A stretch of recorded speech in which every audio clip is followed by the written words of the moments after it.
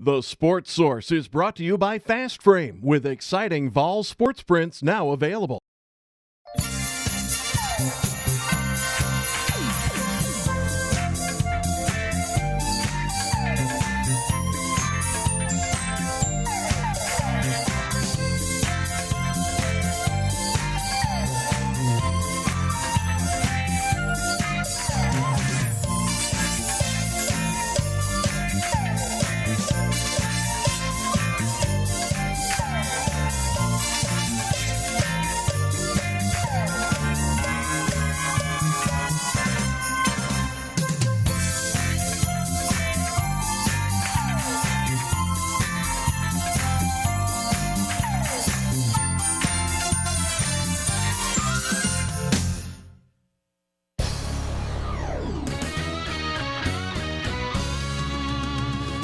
You are watching East Tennessee's first and only year-round sports talk show on television.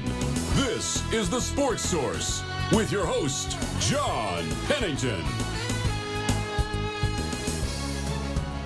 Good Sunday morning and welcome into The Sports Source. Happy to have you join us. This week we're going to be talking Tennessee football a little later in the show, but we're going to open it up talking about Tennessee's surprising performance at Butler yesterday. They lost the game, but they played pretty well. Might have been their most impressive showing, all things considered, so far this season. We'll discuss that. Let's get right into the show. First segment brought to you by Phil Cobble, Fine Homes and Land. No one in East Tennessee provides a better selection of homes than Phil and his team. Take a look at this beautiful, contemporary lakefront home that they have available in Lenoir City, 5 minutes from Kingston Pike. You got a boat dock there, deep water channel in front of your house. Beautiful, beautiful home. Call Phil Cobble, Fine Homes and Land this week, or check them out, philcobblehomes.com. All right, now check out these guys we have right here. Former Vol aide, Vol assistant, Mark Pankratz. We have Mike Strange, Jimmy Himes, Chuck Cavaleris back with us this week. Gentlemen, Tennessee had 2 weeks off, so they're going to be rusty. Robert Hubbs is hurt. You're going to a tough place to play, number 18 Butler. You're going to get smoked, or not. Tennessee actually plays well, hangs with them late, loses 94-86 to Butler, but it was certainly a respectable showing. We'll talk about the defensive issues in a second, but Mark, you and I talked before the game. We were not expecting the fight that Tennessee put up yesterday. Yeah, you and I like stats and like numbers, and we're looking at things, and everything's telling us this is going to be a blowout. Yep. The way Butler shoots it, their talent, their depth, and Tennessee hung strong. And one, it gives me excitement around this staff. I mean, yes, we had a absurd amount of time to prepare for this game, but we were prepared. We started the game out well, and we're in it and really had a chance to win. But our gaping holes are obvious. I mean, the inside, get out rebounded again, Yep. and don't have a way to get to the paint and get to the free throw line. We're just getting manhandled on the free throw line, and it was apparent in our depth is a problem that we'll see if we can overcome. But I was pleased with the performance of the game. Tennessee with just 7 offensive rebounds yesterday, which speaks to the height issues. Your thoughts on the performance from Tennessee? Was it what you expected? I'm guessing not. Well, no, Tennessee got off to a fast start. They're hitting threes, Butler's not. But still, I kept thinking, this Tennessee's going to play well, and this is still going to end up being a 20-point loss. I even thought that in the second half. I almost tweeted it. Glad I didn't. They were on the verge a couple of times. Yeah, I thought, as well as Tennessee's played for 30 minutes or whatever, this is still going to end up being a 20-point loss. But it wasn't, and hats off to them for being able to stick around. I thought what the thing that kept Tennessee in it for a lot was the play of Schofield. I was really impressed with him. Going into the game, there was the talk that Mostella might get the start in place of Hubbs. But John, you'd mentioned Hubbs being out. That's 15 points a game that they've lost, and he's been a very consistent scorer. But I thought Schofield did a good job picking it up. And you mentioned the lack of offensive rebounds. They got out-rebounded by 13 in the game. Yeah. Got out-rebounded up in New York by 17 and 16 in back-to-back games there. I don't know if that's something they can fix. They did a better job of rebounding earlier this year, but they're struggling right now. Interesting note on Hubbs, getting back to our stats, and Ken Pomeroy does a great job, kenpom.com if you want to spend money on it.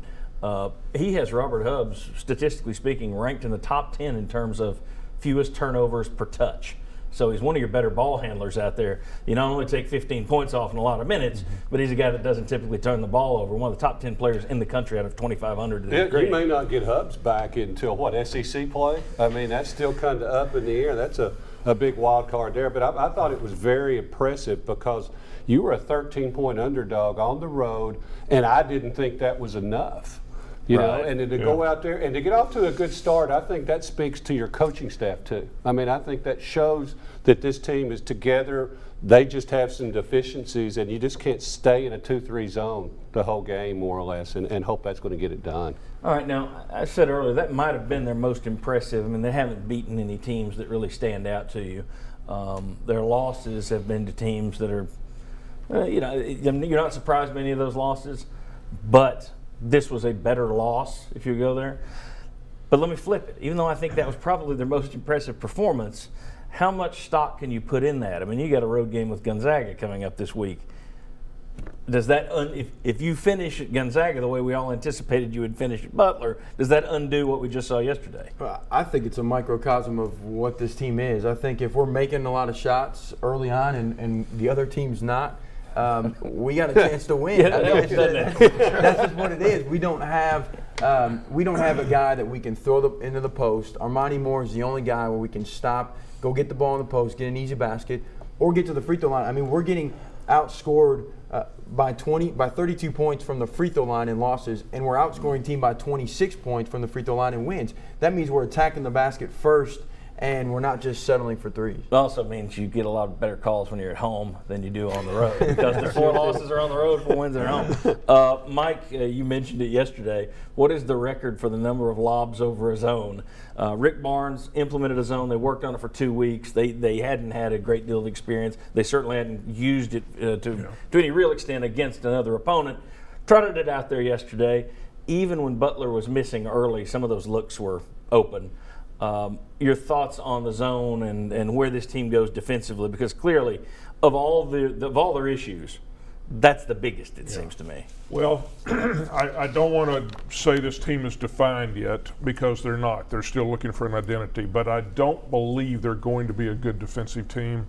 And you had a couple of weeks to practice zone, and but that's not going to make you a good zone team all of a sudden. We saw that yesterday, and I don't know how much the zone was involved in the fact that Butler got so many offensive rebounds. You would see it like there were a lot of those I thought were 50-50 balls, and the Butler guy got in there and got to it before the Tennessee guy did. And I don't know if that's because they're standing around in zone or not. Defensively, that's you got to shore that up in some way, and I don't know that they can with this group. I don't either. And the thing, Tennessee is not real good at defending the dribble, and they don't have a rim protector. Right. So that's two negatives. So shooting right and there. dribbling, really. And you don't have a shot blocker to make up for a lot of the other deficiencies. But other than that, and the lack of height. I mean, I still wonder about this team. That you went from man to man with Conzo Martin almost exclusively to almost exclusively zone with Tyndall, and now you're trying to go back to man. Well, that wasn't working. You try to mix in some zone. And I thought the more that game went early, and I know Butler missed a few shots, but the more it went, the more you saw Butler getting better and better shots against that zone. And it's another reason to me you do want to push the tempo because you don't want to make it where you're setting up because, I mean, they can just pick you apart. And we'll get into some of this stuff, the defensive DNA of this team, tempo. As Mark mentioned, we're both stat geeks. Although college coaches are now hired, Calipari's got an analytics guy on his staff. We'll look at some of the analytics and compare this year's Tennessee team to the previous 11 Tennessee teams, back through the Pearl, Martin, Tyndall eras, so you can see, okay, where does this team rank in terms of the speed it's playing out, its efficiency on offense and defense. Interesting stuff. That's later in today's show. We'll be talking football as well, but next I want to talk about what will be the bigger impact moving forward for Tennessee. Schofield's emergence or tired legs from playing too few guys too much out of necessity. Also, we'll look around the SEC.